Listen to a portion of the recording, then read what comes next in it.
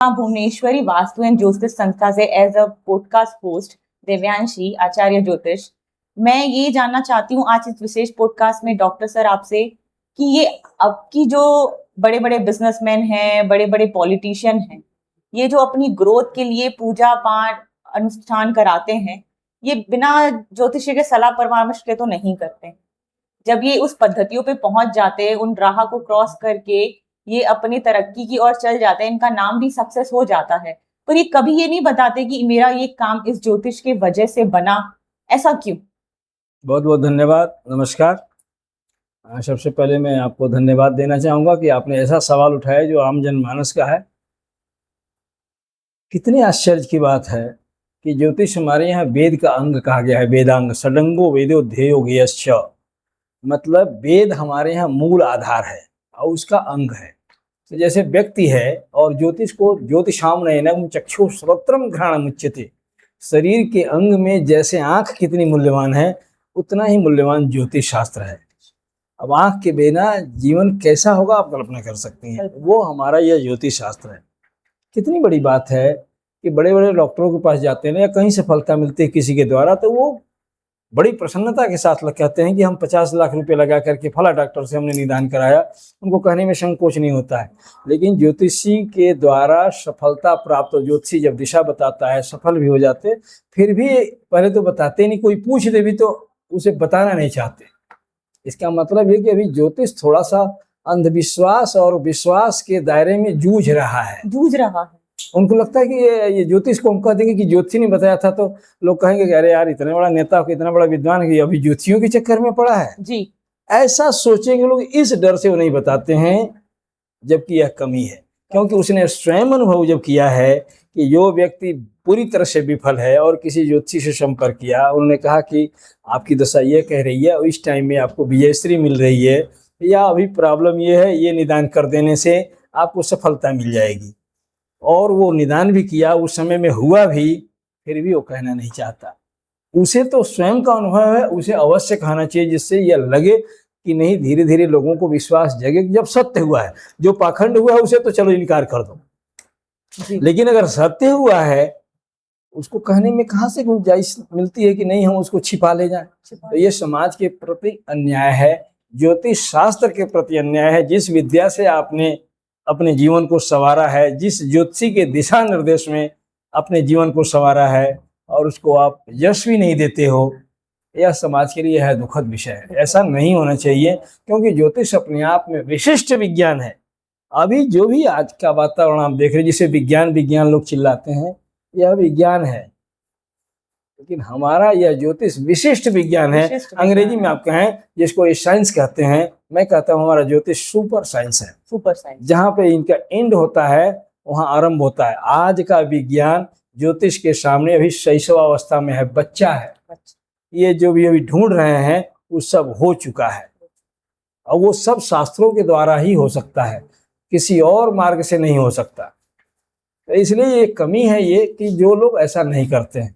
अब हमसे कई बार लोग पूछते हैं इस चीज को कि आप हस्तरेखा से कैसे भविष्यवाणी कर देते हैं, कैसे जीवन, सबके हाथों में रेखाएं होती हैं, ऐसा सवाल आता है। तब हम लोग कैसे पूछ लिया करते हैं, कुंडली से कैसे बता दें। समय से सर रेखाएं बदलती भी। बहुत सही आपने कहा, कर्मों से, उपायों से रेखाएं बदलती भी। अब बात तो आपने ही स्पष्ट कर दिया, जब रेखाएं बदली तो मनुष्य का, क्योंकि ज्योतिष ही ज्योतिष की बात समझ सकता है। क्योंकि मैं जहां तक समझती हूँ, ज्योतिष डॉक्टर के पास जाने के लिए बोलेगा, ज्योतिष लॉयर के पास जाने के लिए बोलेगा, ज्योतिष पॉलिटिशियन के पास भी जाने बोलेगा, लेकिन ये ज्योतिष के पास जाने नहीं बोलेगा। क्या बात है, बहुत सही आपने सवाल। ये क्यों इस तरीके की इन्होंने मेंटेलिटी बना दी है? एक ज्योतिष गलत काम करता है तो ये पूरे ज्योतिष वर्ल्ड पे उंगली उठाते हैं, पर एक ज्योतिष छुप के एक अच्छा काम करता है तब तो उसे कोई वाहवाही नहीं करता। बिल्कुल, एकदम आपने एकदम सही बात कही है। क्योंकि ये पढ़े लिखे लोग साइंस के नाम पे, लॉजिक के नाम पे काम तो कर रहे हैं, लेकिन एक्चुअल लॉजिक समझते नहीं। लॉजिक के पास दरअसल क्या है ना, जब से जैसे ज्योतिषी में भी कुछ पाखंडी है जी, लेकिन हमें फील्ड में पाखंडी है। यही मैं कहना चाहूंगा कि किसमें नहीं है। आप जाइए ना शिक्षा विभाग में जाइए, एक टीचर एक बच्चे को ऐसा मारता है, कानून उखाड़ लेता है, लक्ष्य दे देता है पिछले जन्म की शत्रुता हो। पुलिस विभाग में बिना वो आया है न्याय पाने, वहां अत्याचार हो रहा है। इंजीनियर पुल बनाता है, रातों रात गिर जाता है। वकील के पास गए समाधान के लिए, वो जीवन भर वो मुकदमा जेल में लड़ाते रहता चला जाता है। वैसे ही सर क्या होता है, ज्योतिष के पास जाते हैं, वो कहते हैं हम कुंडली मिलवान करवा के आए थे। अब वो कुंडली मिलवान में बोलते हैं कि हाँ आपके लिए 30 गुण 28 गुण 27 गुण शादी के लिए मिल रहे हैं और आपकी शादी अच्छी चलेगी।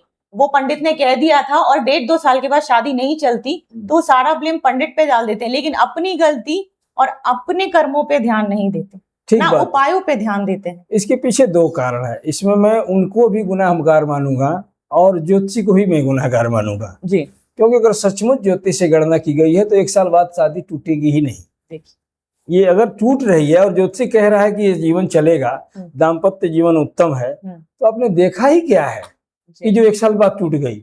मैं उन्हीं ज्योतिषियों को पाखंडी कहता हूँ, उन्हीं ज्योतिषों को पाखंडी कहते हैं जो पूरी बात आपको नहीं यही बताते। जब आप मैच कर रहे हैं तो ज्योतिष में यह भी है कि इसी से शादी होगी और इससे साल भर नहीं चलेगा।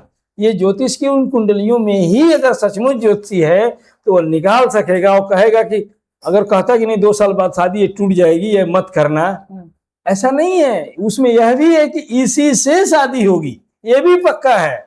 और इसी से चल 1 साल बाद 2 साल बाद 5 साल बाद टूट जाएगी, मुकदमा होगा या यूं ही छोड़ देंगे या दूर दूर रहेंगे या बीमार रहेंगे। ज्योतिष में कोई धरती का जो सवाल है, मैं कहता हूं कि 15 जन्मों का, वर्तमान तो छोड़ दीजिए, पिछले 7 जन्मों का, अगले 7 जन्मों का, वर्तमान जन्म का, 15 जन्मों का एक एक बात ज्योतिष से बताई जा सकती है। बशर्ते सवाल ये कि ज्योतिषी कितना ज्ञानी है। ज्योतिष कितना 60% जानता है, 70% जानता है, 80 जानता है, 90 जानता है, 99 जानता अभी है। सर जैसे सबसे ज्यादा पद्धतियां, अब ज्योतिष तो शुरू से था है और चिरकाल तक रहेगा। हाँ। अब जैसे अब कलयुग में नई नई चीजें आ गई हैं, जैसे टारो रीडिंग आ गया, रेकी हीलिंग आ गई, हस्तरेखा की नई नई पद्धतियां आ गई, स्वर्ग विज्ञान आ गया, कबाला आ गया। ये जो सारी चीजें जो लोगों ने नहीं सुनी वो इसको गलत मानते हैं। वो ये कहते हैं कि ये तो सारी खराब चीजें हैं, हम इनसे प्रेडिक्शन ले रहे हैं, ये कुछ काम नहीं करता। तो आपका इस पे क्या कहना है कि जो अब नई नई, जैसे न्यूमरोलॉजी में भी बहुत सारी चीजें हैं, तो इस पे आपका क्या कहना है? मेरा कहना ये कि ये तो फिर भी एक विधा है। मैं तो कहता हूँ कप से, चाय की कप देख करके जीवन की भविष्यवाणी की जा सकती है। यद्यपि मैं एस्ट्रोलॉजर हूँ, वैदिक ज्योतिषी हूँ, मैंने तंत्र में PhD किया है, फिर भी पद्धति कोई भी, आप एक आम आदमी को लेके आइए, हर आदमी भविष्यवाणी करता है। जो जन्म लिया है, गांव का घास काटने वाला भी भविष्यवाणी करता है। अब आप पूछेंगे कैसे? आप मिष्ठान की दुकान पे गई हैं, क्या मिष्ठाई देख के नहीं बता सकते हैं कि 1 हफ्ते बाद खराब हो जाएगा? उसके क्या ज्ञान की क्या जरूरत है? तो भविष्यवाणी तो ही हो रही है कि 1 हफ्ते बाद खराब हो जाएगा, 1 महीने बाद खराब हो जाएगा। मेरी बात समझ रहे? उसके लिए बहुत कैलकुलेशन की जरूरत नहीं है, कैलकुलेशन की जरूरत नहीं, लेकिन हो तो रही है भविष्यवाणी ही कि इतने दिनों बाद ये खराब हो जाएगा। वो एक अलग पद्धति, उसका एक सिक्स सेंस कर रहा है, उसका अनुभव बोल रहा है, लेकिन हो रही है भविष्यवाणी। तो ये भी एक पद्धति है, वो ज्योतिष का, वैदिक एस्ट्रोलॉजी नहीं है, लेकिन विधाएं ऐसी हैं। इसीलिए हमारे शास्त्र में कहा गया है पूर्णमदः पूर्णमिदं पूर्णात् पूर्णमुदच्यते पूर्णस्य पूर्णमादाय पूर्णमेवावशिष्यते। छोटी से छोटी वस्तु भी ब्रह्म स्वरूप है। इसीलिए कहा गया अहम ब्रह्मास्मि तत्त्वमसि, मैं ही ब्रह्म हूँ, आप भी वही हैं। सोहम, मैं वही हूँ जो आप हैं, जो आप हैं वह भी वही है, इसीलिए ब्रह्म स्वरूप है। तो हर व्यक्ति, हर विधा अपने आप में सक्षम है। सवाल ये कि उस विधा को आपने कितना पकड़ा है, कितना पकड़ा। अब ये टैरो हुआ या रेकी हीलिंग हुआ, जो कुछ भी हुआ, अब वैदिक एस्ट्रोलॉजी तो शास्त्र सम्मत है, लेकिन इसमें भी तो गलत भविष्यवाणी हो रही है। और गलत क्यों हो रही है? क्योंकि पहले तो ये हमको बताइए, दुनिया में कोई ऐसी चीज बताइए जिसका ओरिजिनल ना हो, डुप्लीकेट आ गया हो। जब ओरिजिनल नहीं रहेगा तो डुप्लीकेट कहां से आ जाएगा? मैंने इसका मतलब सत्य वक्ता ज्योतिषी हैं, उनका यश देख करके, उनका धन देख करके, उनका सम्मान देख करके किसी दूसरे ने देखा कि यार ज्योतिषी जी को तो पैसा भी मिल रहा है, कमा भी रहे हैं, बड़ा सम्मान, लाओ मैं भी ज्योतिष कर लेता हूँ। अब उन्होंने दिन रात तपस्या करी है, आप 4 पत्रिका पढ़ के ज्योतिषी बन गए, क्योंकि आपने वो देख के करना शुरू कर दिया। आजकल लोग यही सोचते हैं कि तुरंत ज्योतिषी कमा रहा है, ऑनलाइन प्लेटफॉर्म में 1-1 लाख रुपए निकाल रहा है, और 20 दिन बाद ही वो प्रेडिक्शन कर रहा है, तो फिर उनसे बात करते करते वो सही ज्योतिषों से मिल नहीं पा रहे। देखिए, इसमें मैं ये कहना चाहूंगा कि यह भी आपका कर्तव्य है। आप एक डॉक्टर के पास जाती हैं कि डॉक्टर साहब मुझे दर्द हो रहा है, यहाँ सिंपल दर्द था, डॉक्टर कहता है मैं एक पेन किलर देता हूँ, और बाद में चेकअप करता है, कहता है कि आपको ऑपरेशन करना पड़ेगा, लेट जाइए। ऑपरेशन आप दर्द करने के लिए गई थी और पता चलेगा 6 महीने बाद कि किडनी गायब है। ठीक है, तो आप कहेंगे कि हम तो डॉक्टर के पास विश्वास, आपका कर्तव्य भी बनता है कि आप पता करें कि शहर का संभ्रांत डॉक्टर कौन है। सही बात आप पता करिए। आप कहेंगे हम तो गए थे डॉक्टर पे विश्वास करके, आपने ये क्यों नहीं पता किया कि ये डॉक्टर कैसा है, ये हॉस्पिटल कैसा है। अगर आपको ऐसा जो कर रहा है उसकी अपकीर्ति धीरे धीरे फैलती है। हाँ, माना कि पहली बार में वो फंसा लेगा, 2-4 बार फंसा लेगा, मेरे कहने का मतलब वो धोखा वहां भी हो रहा है, डॉक्टरी में भी, ज्योतिषी में भी, तो ये सब जगह चल रहा है। यहाँ पर केवल ज्योतिषी को, केवल डॉक्टर को कहा जाए। आप जरा हमको बताइए कि डॉक्टर किडनी निकाल लिया, ब्लड निकाल लिया, ये तो समझ में आता है। आपने सुना होगा कि फलाना का ऑपरेशन किया था और पेट में एक कैंची छोड़ दिया। कैंची छोड़ दिया। दुनिया का कौन डॉक्टर, ये छोड़ने से क्या फायदा है। किडनी निकाल लिया, ये तो समझ में आ रहा है, ब्लड निकल, ये तो समझ में आ रहा है, वो कैंची छोड़ने से उसे कौन सा लाभ मिल गया। उसे तो नुकसान हुआ, अपजस हुआ, फिर भी क्यों छोड़ देता है। वो लापरवाही क्यों कर रहा है, ये भी सवाल है। ये देखिए, मैं ज्योतिष पे ले जाना चाह रहा हूँ। दुनिया का कोई डॉक्टर भी नहीं चाहेगा कि हमसे ये भूल हो। वो लापरवाही क्यों कर रहा है। अभी दूसरे में तो नहीं छोड़ा है। आपकी कुंडली में ऑपरेशन का योग है, आप ऑपरेशन कराए गए, एक बार नहीं आपके कई बार ऑपरेशन के योग है। जब आपका ऑपरेशन का टाइम आएगा, उस समय उसकी बीवी का फोन आएगा और उस समय लड़ाई कर लेगी। उसका दिमाग उलझा हुआ, उसको भूल गया कि कैंची है, पेट में सिल दिया, या किसी अधिकारी का है, कुछ भी, उसका डिसबैलेंस, मस्तिष्क सही से काम नहीं कर रहा है। जब आपका ऑपरेशन का समय हुआ, नतीजा कि पेट में कैंची रह गई, क्योंकि वो चाह नहीं रहा था। तो क्यों आप में रह गया, क्योंकि आपकी कुंडली के अनुसार आपको बार बार ऑपरेशन का योग है, पुनः दुख का योग पाना है, इसलिए उसकी भी बुद्धि भ्रमित हो जाती है और न चाहती हुए भी ये घटनाएं घट जाती है। यही ज्योतिष है। अच्छा सर, लोग आते हैं ज्योतिषों के पास कोई समस्या लेके, अब वो चाहते हैं कि उसका निवारण तुरंत हो जाए। वो ये मानने को ही राजी नहीं है कि जो दूषित चीजें उनके ग्रहों में लिखी गई है, या बार बार किसी चीज का योग रिपीट हो रहा है, उनको बस परमानेंट इलाज चाहिए। हाँ, अब इसमें 3 प्रकार के योग बताए गए हैं। जैसे हमारे यहाँ एक शब्द आपने सुना होगा, महामृत्युंजय। महामृत्युंजय का अर्थ होता है महामृत्युम जयत जह सह महामृत्युंजय। मृत्यु नहीं, महामृत्यु को जो जीत ले उसको महामृत्युंजय कहते हैं। ठीक है। अब मेरा खुद का सवाल मैं करता हूं कि महामृत्युंजय से अगर महामृत्यु को जीत ले रहा है तो इस दुनिया का कोई आदमी मरेगा ही नहीं। जब मरना हो तब महामृत्युंजय का जब बिठा दो, तो मृत्यु को जीत लेगा। ठीक है, तो उस समय तो नहीं जीतता है, तो इसका मतलब फिर सवाल उठता है, इसका मतलब महामृत्युंजय बेकार है। नहीं, बेकार नहीं है। महामृत्युंजय महामृत्यु को जीत लेता है। अब इसमें कंडीशन है समझने वाला।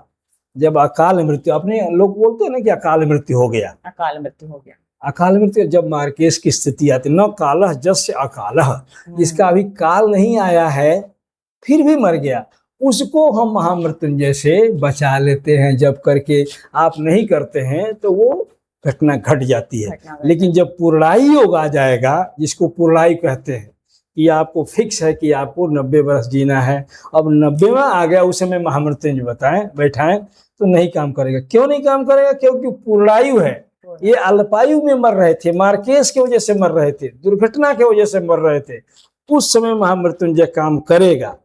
लेकिन जहां पर अंतिम लिखा गया ना, वो कहा गया प्राप्तव्यम अर्थम लभते मनुष्य दैवोपि तल्लंघयितुं न शक्यः तस्मान् न शोचामि न विस्मयोमि यदस्मदीयं नहीं तत्परेषां।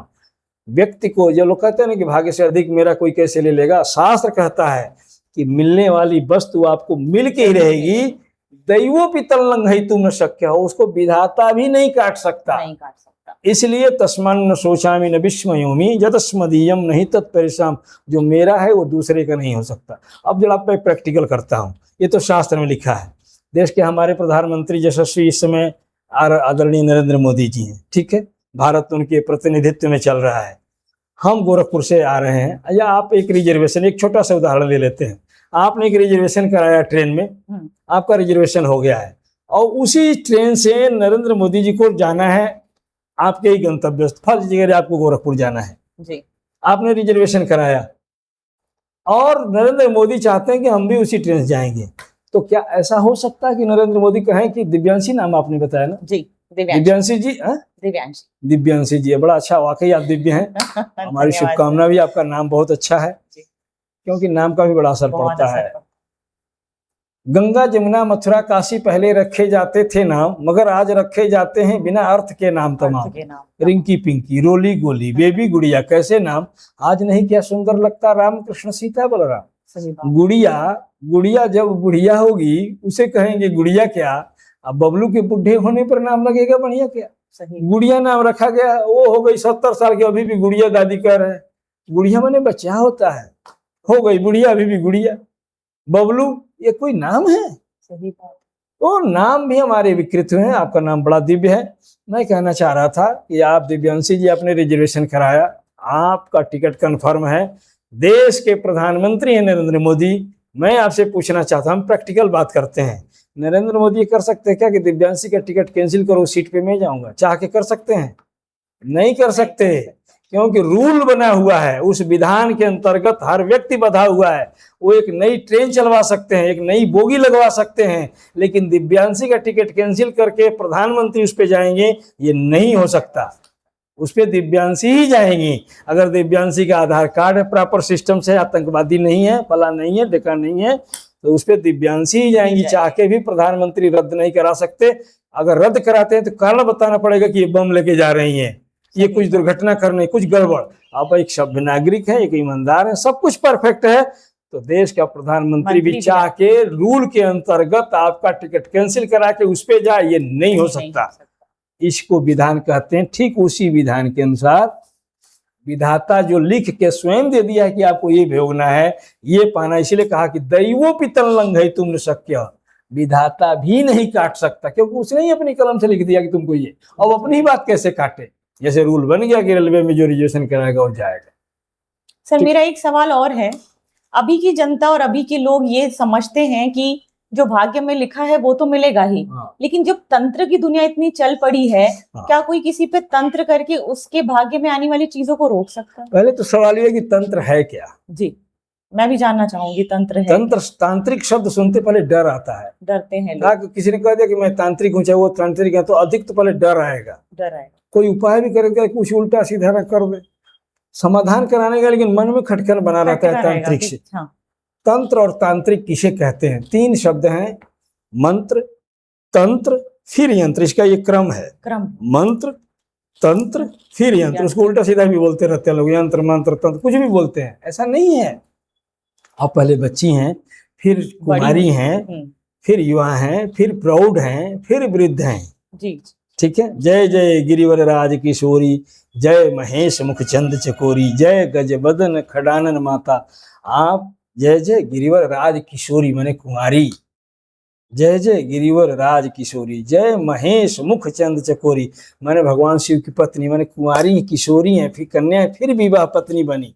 जय गदन बदन खड़ान, फिर माँ बनेगी। ये क्रम है। अब कोई क्या माता, अब देखिए ये भी, इस पे हमको एक बात याद आ रही है, ये हमारी भारतीय संस्कृति है। जब शूर्पणखा गई है राम जी के पास, तो क्या कहती है? ये हमारी भारतीय संस्कृति है कि हमारे यहाँ कहा गया कि पहले किशोरी, जिसको कहते हैं कुंवारी, नारी, फिर महतारी, ये हमारा क्रम है। कुंवारी, नारी, फिर महतारी, माने कुंवारी माने कुंवारापन, नारी माने विवाह, और फिर महतारी माने माँ, ये क्रम है। लेकिन विदेशों की पद्धति क्या है? कुंवारी, नारी, महतारी, और फिर कुंवारी की कुंवारी, हर तीसरे दिन तलाक हो जा रहा है, दूसरे से शादी।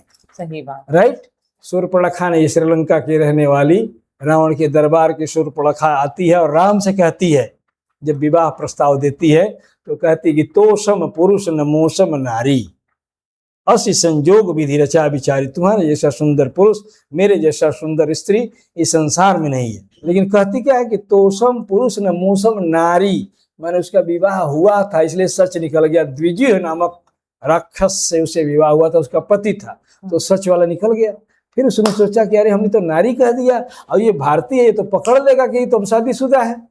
तो तुरंत बदल रही है कि ताते अब लग रहे कुंवारी, मन माना कछ तुम्हें नियारी। उसने जब से सोचा कि हम जैसे नारी कहते तो गड़बड़ हो जाएंगे, तो उसने कहा कि हम तीनों लोकों में खोज के देख डाले, तुम जैसा सुंदर पुरुष नहीं मिला, इसलिए ताते अब लग रहे हो कुंवारी। अब नारी से फिर कुंवारी हो गई। मैंने कुछ भी बोलना उल्टा सीधा। तो हमारे यहाँ क्रम है कुंवारी, नारी, महतारी। तो ये जो क्रमबद्धता है हमारे यहाँ सिस्टम है, उसका मतलब है, उससे डिफरेंट नहीं है। तो तंत्र, मंत्र, यंत्र जो बोलते हैं लोग, ऐसा नहीं है। पहले मंत्र है, फिर तंत्र है, फिर यंत्र है। ठीक है। मंत्र क्या है? मंत्र संप्रेषणीय धातु। मंत्र क्या? अभी हमारी आपकी बात हो रही है, तुम शब्द बोल रहे हैं, जी और मंत्र जो दिया जाता है उसमें क्या बोला जाता है? उसमें भी तो शब्द ही बोला जाता है। हाँ, लेकिन अभी मैं एक मंत्र बोलूंगा, आपके शरीर में आग लग जाएगा। आप लगाना चाहेंगे? अभी आग 1 सेकंड में जलने लगेंगी। आप देखना चाहेंगे तंत्र का प्रभाव, मंत्र का? 1 सेकंड में जलने लगेंगी। अरे कुछ नहीं है, एक शब्द अभी गाली दे दूंगा मैं, जी अभी इतनी अच्छी बातें और शब्द ही तो बोला, सही बात। कुछ अभी अब शब्द 2-4 शब्द बोल तो क्या दैट ऐसी पॉडकास्ट की और गुरु जी को छोड़ो, क्या किया हमने? शब्द ही तो बोला। शब्द ही तो बस आपको क्रोधित होने का मंत्र हमने बोला। अभी मैं प्रसन्नता का मंत्र बोल रहा हूँ, जनमानस के कल्याण का मैं मंत्र बोल रहा हूँ। मंत्र माने होता है मंत्र संप्रेषणीय धातु, जो लोगों के जीवन में उतर जाए, कल्याणकारी हो जाए, वो मंत्र है। होता है सामान्य शब्द, तो वो चिंतन से आता है अंदर से, जी इसको मंत्र कहते हैं। जी अब मंत्र का निर्माण जो होता है कैसे होता है, दुनिया के साइंटिस्टों को आपके मंच से मैं चुनौती देता हूँ। मेरा व्याकरण कहता है कुविसर्जनीयानाम कंठई क्वेशानाम तालु ऋतुलसानाम दंता उपपद्मानियानाम ओष्ठौ यम गणनानाम नासिका च। क ख ग घ, ककहरा तो पढ़ी होगी ना, सब पढ़े होंगे। क ख ग घ बोल के जरा दिखाइए, होठ सटा के क ख ग बोल के दिखाए कोई दुनिया का। दुनिया के सारे साइंटिस्ट लग जाए, होठ सटा के क ख ग बोले, नहीं बोल सकते ना। नहीं बोल सकते। अब प फ ब बोलिए, होठ न सटे। नहीं प फ ब भ बोलेंगे होठ सटेगा, क ख ग बोलेंगे होठ नहीं सटेगा। ईचु यशानम तालु, चछ जय बोलिए आपकी जीवा तालु में चली जाएगी। ऋतु रसानाम दंता, तथा तथ बोलिए जीभ दांत पे सटेगी। यम गणनानाम नासिका च, ये नाक दबा लीजिए, यहाँ अगर बोलिए यहाँ पर आवाज बदल जाएगी, नाक पे प्रेशर पड़ेगा। एक एक अक्षरों के उच्चारण का स्थान है कि कौन कहाँ से निकलता है, तो हम अक्षरों का चुनाव करके और तब मंत्र हमारे ऋषियों ने बनाया है। तब बनाया। तो वो उस जरूरत के अनुसार हम वो मंत्र बताते, ये हुआ मंत्र। जी अब आता है तंत्र। तंत्र। ठीक है, तंत्र माने होता है विधि। तंत्र का शाब्दिक अर्थ है विधि। कैसे है? 1947 के पहले हम परतंत्र थे। परतंत्र माने क्या होता है? पर माने दूसरा, तंत्र माने विधि। हम दूसरे की विधि से जी रहे थे। 1947 में हम स्वतंत्र हुए। स्व माने अपना, तंत्र माने विधि। हम ये भारत अपनी विधि से चल रहा है। स्वतंत्र, परतंत्र, राइट। तंत्र माने क्या होता है? विधि। विधि। ठीक है। अब तंत्र को जानने वाले को तांत्रिक कहते हैं, माने विधि को जानने वाले को तांत्रिक कहते हैं। अब तांत्रिक माने जो माला पहना हो, हड्डियों का, ये देश भर का नाटक किया हो, तांत्रिक कहा तो वही स्वरूप आएगा। बस बस। लेकिन मैं कह रहा हूँ ये पंखा बनाने वाला तांत्रिक है। आप जिस पॉडकास्ट से बात कर रहे हैं कैमरे से, ये तांत्रिक है। कैसे? ऐसे कि उसने सोचा कि अभी गर्मी लग रही है, अब गर्मी लग रही है तो हमको थोड़ा ठंडी चाहिए।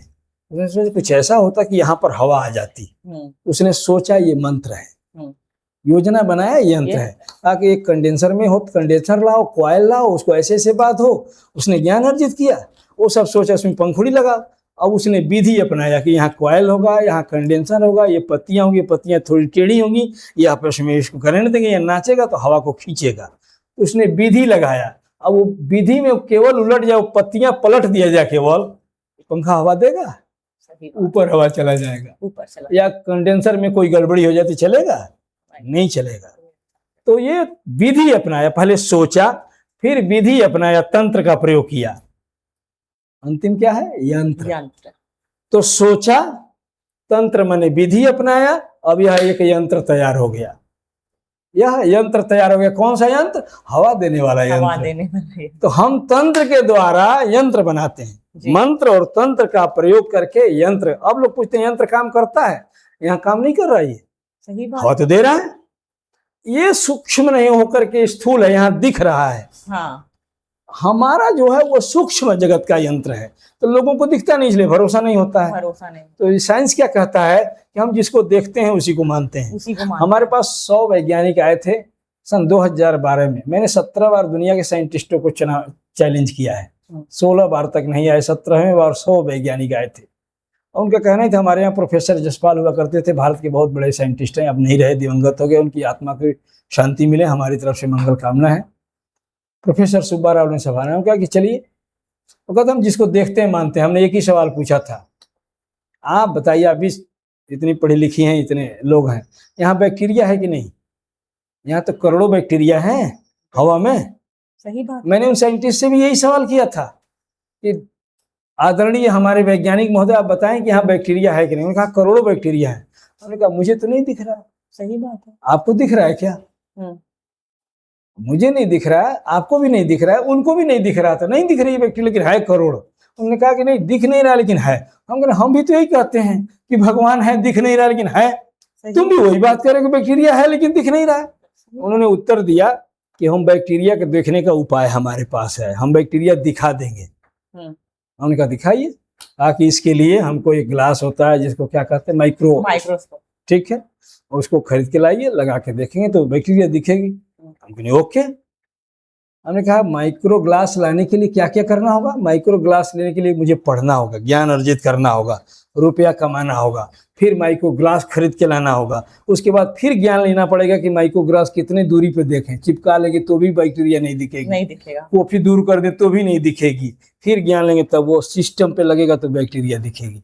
करोड़ों बैक्टीरिया दिख रही है, यही नहीं करेंगे? हाँ बिल्कुल। हम कहने आप बैक्टीरिया देखने के लिए इतना प्रोसेस करोगे, जो तरीका बता रहे हो अभी है लेकिन नहीं दिख रहा है, इस बैक्टीरिया को देखने के लिए ये प्रोसेस करना होगा। भगवान को देखने का प्रोसेस हम बताते हैं, तुम बैक्टीरिया का देखने का प्रोसेस बताया तुमने, है नहीं दिख रहा है। मेरा भी भगवान है, नहीं दिख रहा है। आपने बैक्टीरिया को देखने का प्रोसेस बताया, हम भगवान को देखने का प्रोसेस बताते हैं। इस मंत्र को इस विधान से सवेरे ब्रह्म मुहूर्त में योगा प्राणायाम इत्यादि करके विधि विधान, जैसे बैक्टीरिया को देखने का एक विधान है वैसे ही भगवान को देखने। तुम बैक्टीरिया को देखने के लिए इतना प्रोसेस करना, पढ़ना, लिखना, कमाना, माइक्रोस्कोप खरीदना, फिर ज्ञान लेना, तब बैक्टीरिया दिखेगी। तुम भगवान को यूं ही देख लेना चाहते हो, एक बैक्टीरिया के लिए इतना प्रोसेस, और भगवान यूं ही। हम भी विधान बताते हैं और विधान को करो, नहीं हो तो बताओ विधान। अब बताओ तुम्हारा माइक्रोस्कोप चिपका लूंगा तो बैक्टीरिया दिखेगी, आपको दिखेगी? नहीं दिखेगी। बस यही है, हम जो विधान बताते हैं भगवान को देखने के लिए वो आप गलत कर देते हो, जिसको ऐसे नहीं दिखता है। अब आप कहेंगे कि कभी नहीं दिखा, ऐसा है ही नहीं। मीरा को कृष्ण मिले, सुदामा को मिले, सूरदास को मिले, तुलसीदास को मिले, अरे छोड़ दीजिए, वो बहुत दूर की बात है। विवेकानंद तो शाश्वत हैं, युवाओं के प्रेरणा स्रोत हैं। विवेकानंद के गुरु कौन थे? रामकृष्ण परमहंस। और ये सर्व विदित है संसार को कि रामकृष्ण परमहंस माँ काली के साथ बैठ के वो भोजन कराती थी।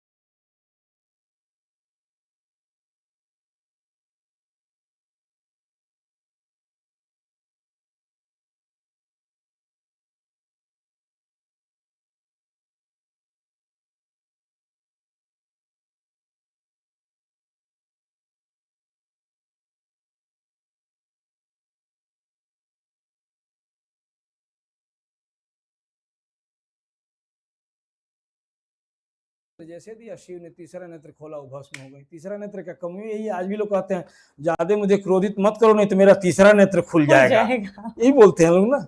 मानो वो उसमें अग्नि तत्व प्रधान है। तत्व प्रधान। जगदम्बा भस्म हो गई, राख बन गई। ठीक है, अब जब राख बन गई तो उसने जैसे देखा तब न राख हुई, तो सौंदर्य देख लिए थे, मोहित हो गए। अब इतना उतने ही क्षण में मोहित हुए, उन्होंने कहा कि अब क्या करें, तो राख बन गई। अब आप जरा बताएं कि जितने शिव जी को चिता भस्माले पो गरल मसनम दिक्पट धरो, ये चिता की भस्म क्यों लगाते हैं? क्योंकि जगदम्बा जब भस्मीभूत हो गई, राख बन गई, अब इतना प्रेम था कि अब उसी को है कि चलो अब शरीर में नहीं हो, इसी को लगाते हैं। इसी को लगा, सही बात। इसीलिए आज शिव जी जो है, जी, शिव जी वो भस्म को लगाते हैं, उनके अनुयायी भस्म लगाते हैं, जो हमारे संत हैं, नागा इत्यादि तमाम लोग हैं, वो सब भस्म को लगाते हैं जी। और एक बड़ी बात बताइए, प्रैक्टिकल में प्रैक्टिकल बात करता हूँ जी। शिव जी ने सारा भस्म लगा लिया, सारा उठा उठा के पूरा शरीर में लेप लिया, फिर भी थोड़ा रह, जब झाड़ू लगाते हैं तो कितना भी उठाइए थोड़ा सा रह जाता है, थोड़ा तो कड़ा रह जाता है, स्वाभाविक रह जाता है। इकट्ठा करने के बाद उठाते रहिए जब तक पोछा न लगा दे। तो आदमी का मैक्सिमम नेचर है कि अब थोड़ा सा बच जाता है ना, सब फूक मार के उड़ा देता है। सही बात। आप इकट्ठा करिए, सब उठा लीजिए, थोड़ा सा लगेगा तो लगेगा, एक जगह छोड़ना ठीक नहीं, तो ऐसे उसे फैला देगा। तो शिव जी देखा कि अब ये नहीं उठ रहा, तो उसी को मार दिया। नहीं उठ रहा था हाथ से, और थोड़ा थोड़ा रह गया था तो फू मार, वही भस्म उड़ा। जब संसार की स्त्रियों का निर्माण हुआ तो वो देवी के ही अंश, इसीलिए कहा विद्या समस्ता स्तव देवी वेदा स्त्रियां समस्ता सकला जगत, उसी जगदम्बा के अंश स्वरूप ये स्त्रियां उत्पन्न हुई। इसीलिए धरती पे कोई एक आदमी मुझे बताइए, आप कन्या हैं, आपके सामने सुश्री लिखा जाएगा, जिसका विवाह होता है श्रीमती लिखते हैं, और आगे क्या देवी, जैसे दिव्यांशी देवी, दिव्यांशी है सर, देवी। चलिए आगे लिखने में आप अधिकृत हैं, अगर आप लिख दें कोई विरोध करेगा या कोई सवाल कर देगा कि आपने क्यों देवी लिखा है? सही बात है, नहीं कर सकता ना। आप तो फिर भी एक पढ़ी लिखी साध्वी और सद्विचार की हैं, एक महाकुलटा स्त्री हो, चंडालिनी हो, और वो लिख दे सुनैना देवी, सही बात है, कोई विरोध नहीं कर पाएगा क्यों लिख रहे हो। लेकिन मुझे आप जो अभी पॉडकास्ट पे बनाइए, बहुत बड़े हम साधक हो या और कोई हो, मेरा नाम धनेश मणि है, मैं लिख दूं धनेश मणि देवता, अभी हंगामा हो जाएगा। देवता नहीं लिख सकते, लेकिन उल्टा स्त्री भी देवी लिखने में सक्षम है, क्योंकि देवी की ही अंश है, इसलिए सभी स्त्रियों के आगे देवी लिखा जाता है। पुरुष देवता नहीं लिख सकते, क्योंकि उसको भी जगदम्बा ने ही उत्पन्न किया अपने अंश से। वो जब देवत्व को देती है, तब आप आगे पीछे 108, 1008 क्या क्या आप लगा लेते हो। पुरुषों के सामने श्री लिखा जाता है, लेकिन स्त्री के सामने श्रीमती लिखी है, उस श्री के साथ मती, क्योंकि श्री माने होता है लक्ष्मी, और लक्ष्मी को सम्यक संरक्षण करने की मति माने बुद्धि जिसके पास होता है, उसको श्रीमती कहते हैं। जी जी। तो इस तरह की स्त्रियां तो ऐसे बंदनीय हैं। ऐसे आपको ज्ञान गुरु नहीं कहा गया है सर, आप वाकई काफी ज्ञानी हैं और काफी ज्ञान दिया है आपने। इस विशेष पॉडकास्ट को आप ही ने आज बहुत विशेष बनाया है। ये आपकी महानता है, और निश्चित रूप से हम लोग तो चाहते हैं सब। आप देखिए, जैसे आपने कहा ना हस्तरेखा पे एक सवाल था आपका, जिसको मैं विषयांतर हो गए हम लोग, विषयांतर हो गए। आज जो हस्तरेखा से भविष्यवाणी करते हैं, हस्तरेखा को कहा जा रहा है, जैसे आपने कहा रेखाएं तो बदलती रहती हैं, तो जीवन भी तो बदलता रहता है। यही तो बात है कि हम रेखा देख के बता देते हैं कि ये जीवन है, जीवन, क्योंकि जैसा जीवन है वैसे रेखा बनती है। उसको पढ़ने वाला होना चाहिए, पढ़ने वाला होना चाहिए। जैसे सुनार की परत जोहरी को जी जी नॉर्मल इंसान के हाथ में रख दे तो वो फेंक दे उसे। और एक साइंटिफिक उत्तर मैं दे दूं आपको जी। आज के डेट में सरकार, जिससे पूरी दुनिया की सरकार चल रही है, अभी नया लेटेस्ट आया, लेकिन पहले सबसे पहले क्या था सरकार के पास आधार पहचानने का?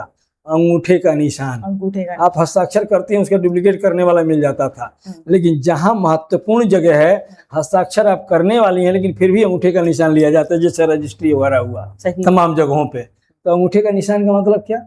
ये अभी सरकार क्या की है, बहुत डेवलप किया है, तो 10 उंगलियों का निशान लिया जा रहा है, यही ना। तो सरकार पहले से ये मानती है कि अंगूठे में या उंगलियों के इस निशान में जो रेखाएं बनी हैं, आप में जो बनी है, वो धरती में किसी भी आदमी में इस तरह की रेखा नहीं। यही तो सरकार मान रही है। तो अगर सरकार इतने में निर्णय कर लेती है कि फला ये दिव्यांशी है, तो हम तो इतना पूरा हाथ देखते हैं, इसमें तो बहुत सारा रेखा है, बहुत सारा चिन्ह है। सही बात है आपने। जी जी जी। उस आधार पे हमारा हस्तरेखा चलता है। एक नक्शा देखते, यहाँ एक इंडिया का नक्शा रख दिया, यहीं बैठे बैठे आप जान जाएंगे यहाँ से दिल्ली इतनी दूर है, मुंबई इतनी दूर है, यहाँ ट्रेन जाती है, फ्लाइट, यहीं से निर्णय हो जाएगा कि नहीं हो सही जाएगा? बात, हो जाएगा। सही बात है, निर्णय हो जाएगा। लेकिन गांव का कोई आदमी होगा, यार ये कैसे लोग हैं, कागज में कह रहे हैं दिल्ली 600 किलोमीटर है, मुंबई 1200 किलोमीटर है, ये बड़े पगले हैं, सब एक ही जगह कह रहे हैं। उसके लिए तो बेवकूफी भरा होगा। बेवकूफी भरा लेकिन होगा। आपने ज्ञान लिया है तो नक्शा से तो जान लेगी कि दिल्ली की दूरी इतनी है, यहाँ फ्लाइट मार्ग है, ट्रेन मार्ग है, बस मार्ग है, जो है पता चल जाएगा। एक नक्शा से भारत के बारे में आप जान लिया, भारत ही नहीं पूरे विश्व के बारे में जान लिया, से यहाँ से अमेरिका की दूरी कितनी है, कितने टाइम फ्लाइट पहुंचाएगी, समुद्र मार्ग है, क्या क्या है, सब जान लेती हैं बैठे बैठे एक नक्शा से ना। नक्शा से हम भी तो नक्शा ही देखते हैं जन्म कुंडली का। हम आपके पूर्व जन्म में आपने ये जो जो ज्योतिषों किया को है एक दिखता नक्शा है। देखते हैं, आपने जो जो किया उसी हिसाब से वो घुमा है रेखा, ये सूर्य यहाँ बैठा, शनि यहाँ बैठा, जैसा जैसा कर्म ठीक उसी टाइम पे आपका जन्म तो होता है, आपके नए जन्म का नक्शा बन जाता है, जिसके आधार पे हम कहते हैं कि तुमने पिछला ये किया था, जिसके परिणाम स्वरूप इस जन्म में ये होगा, इसलिए वो परफेक्ट साइंसली सिद्ध होता है। इसमें कोई संदेह का कहाँ गुंजाइश है? दावा वही कर सकता है जो नॉलेज नहीं रखता सर, जिसे नॉलेज है वो ज्योतिष अध्ययन को तो कभी करना कुछ पड़ेगा। अब 8 वर्ष की उम्र से मैं इस क्षेत्र में हूँ। 8 वर्ष की उम्र में मुझे पढ़ाया जा रहा था और बाबर का इतिहास, बाबर का लड़का हुमायूं, पता नहीं किसका क्या, हमको इस सारा पढ़ के हम क्या करेंगे कि किसका लड़का क्या था और क्या कर रहा था, ये जान के हम क्या करेंगे, किस काम की विद्या है। एक बेचैनी सी हुई, हमारे घर में कोई ज्योति नहीं है, कोई दैवज्ञ नहीं, एक सिंपल श्रम शांडिल्य गोत्री ब्राह्मण हूँ जो अग्नि से उत्पन्न हुए थे। तो थोड़ा तेज है, मंचों पे जाता हूँ थोड़ा आ जाती है ऊर्जा, हालांकि मैं बहुत सुहाग हूँ, इसीलिए बहुत सर आपको नम्र हूँ। ज्ञान गुरु विशेष कहा गया है। अभी आपने सारी इस पॉडकास्ट को पूरा ही विशेष बना दिया। नहीं, इसके लिए बहुत बहुत और मैं धन्यवाद। चाहूंगी आज के लिए पूर्ण विराम लगा के बहुत बहुत धन्यवाद आपको बहुत बहुत कि आपने धन्यवाद। माँ भुवनेश्वरी के आशीर्वाद से इस पॉडकास्ट को इतना विशेष बना दिया। बहुत बहुत धन्यवाद। धन्यवाद सर, आपको नमस्कार, बहुत नमस्कार, बहुत नमस्कार। बहुत बढ़िया बहुत बढ़िया सर, अच्छा लगा। ये तो मतलब आप मान के चलिए इनका पॉडकास्ट ऐसे ही फेमस करा दिया असली